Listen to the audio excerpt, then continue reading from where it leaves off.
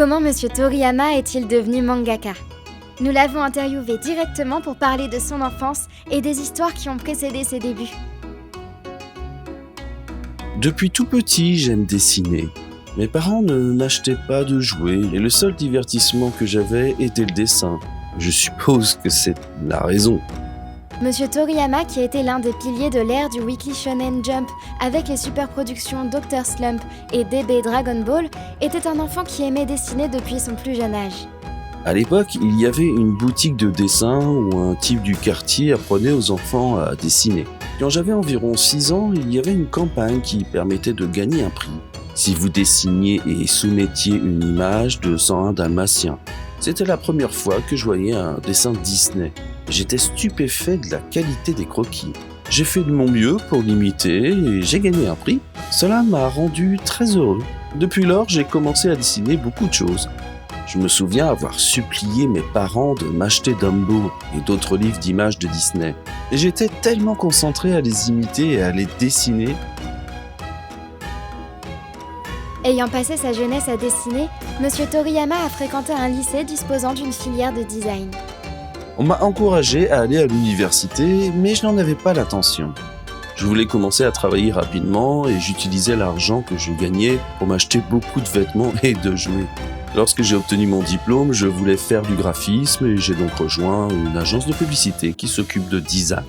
Même si je consacrais beaucoup d'efforts au dessin, je finissais toujours par faire des heures supplémentaires ou être en retard au travail.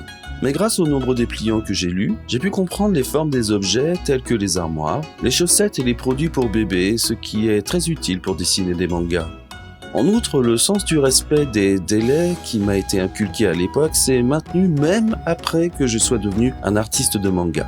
Dans la publicité comme dans les mangas, si vous ne pouvez pas respecter les délais, vous allez causer des problèmes à beaucoup de gens. Monsieur Toriyama a quitté son emploi à l'agence de publicité après y avoir travaillé pendant environ 2 ans et demi. Grâce aux compétences en dessin qu'il avait acquises, il a choisi pour gagner de l'argent de soumettre ses travaux à Jump. Je n'avais pas d'argent à l'époque, alors j'ai postulé pour le prix mensuel afin de gagner de l'argent. Je m'excuse pour mes motivations impures. Le premier manga complet que j'ai dessiné est Awawa World. C'est aussi ma première soumission. J'étais étrangement confiant dans mes dessins, mais je n'ai pas obtenu de prix. Et quand j'ai dessiné et soumis une parodie de Star Wars intitulée Mysterious Jack et que j'ai pensé, cette fois, je vais avoir le prix d'argent. Monsieur Torishima m'a contacté et nous avons commencé à communiquer directement.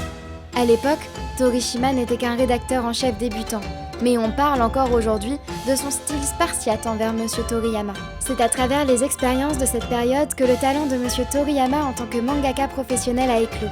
À l'époque, on m'a refusé tellement de fois que les scripts non utilisés s'accumulent comme une colline. Mais quand le rédacteur en chef m'a contacté directement, j'ai eu le sentiment que je pourrais obtenir un emploi avec ça. Et j'étais déterminé, alors je n'ai pas pensé à abandonner. Au début, je ne pensais qu'à faire jusqu'à ce que je puisse gagner que de l'argent. Mais en surmontant l'énorme quantité de refus et le sentiment que mon travail devenait progressivement plus proche d'un vrai manga m'ont fait trouver cela vraiment intéressant. Mais c'était vraiment fatigant.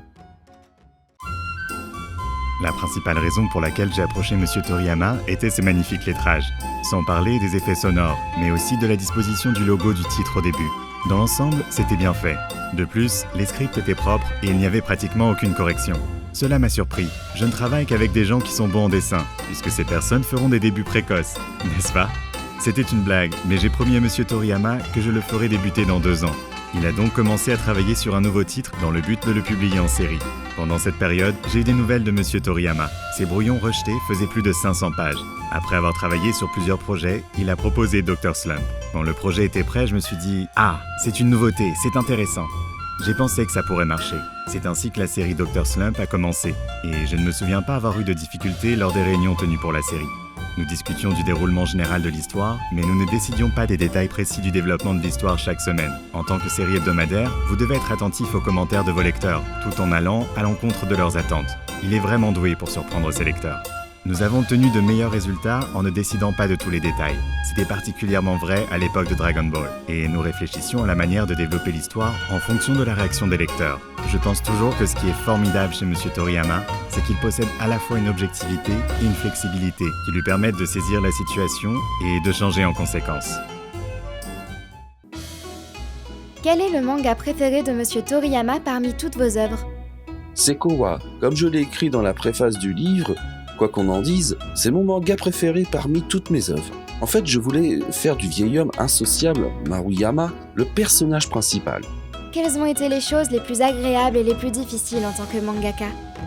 Le meilleur, c'est quand je commence une nouvelle série et que je sais qu'elle gagne en popularité, je suis vraiment content. Le plus difficile, c'est le manque de sommeil.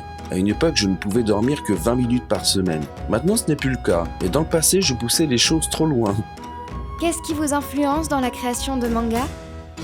J'ai lu beaucoup de mangas jusqu'à la 4e année de l'école primaire, mais depuis je me suis intéressé aux films. Je pense qu'avoir regardé beaucoup de films a influencé mes mangas de plusieurs façons, comme la composition des dessins, le déplacement de vue, etc.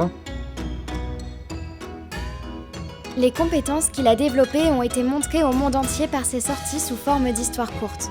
2 ans après sa première soumission, il s'est enfin épanoui avec l'énorme succès de sa première série hebdomadaire du Shonen Jump, Dr. Slump. Monsieur Torishima m'a demandé pourquoi n'essayez-vous pas quelque chose avec une fille comme personnage principal. Gal Détective Tomato a été dessiné à partir de cette idée et il a été bien accueilli. Et cela a conduit à Dr. Slump. Dr. Slump a été ma première publication hebdomadaire en série. C'est un one-shot qui sortait chaque semaine et c'était une période difficile au début. En fait, je souhaitais pouvoir dessiner des histoires qui correspondaient plus au public masculin. En fait, on m'avait dit que la pièce se terminerait dans 10 semaines avant que je commence. Il est devenu populaire et a donc été poursuivi. Vers la moitié de la série, j'ai été soulagé de ne plus avoir à me demander si Haral ressemblait à une fille et j'ai pu dessiner ce que je voulais. Tout en se référant aux jugements sévères et aux suggestions objectives de Torishima, Monsieur Toriyama a créé une histoire pleine de sa propre créativité. Son style flexible a conduit à la création de Dr. Slump, puis du chef-d'œuvre Dragon Ball.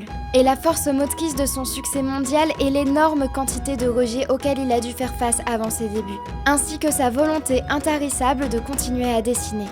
Enfin, nous avons demandé à Monsieur Toriyama quels conseils il donnerait aux personnes qui souhaiteraient devenir mangaka. Si vous aimez les mangas et que les mangas sont votre seul passe-temps, je ne pense pas que vous serez en mesure de surpasser les artistes professionnels de mangas existants. Plus vous avez d'intérêt et de connaissances diverses, plus vous pourrez les utiliser pour dessiner des mangas.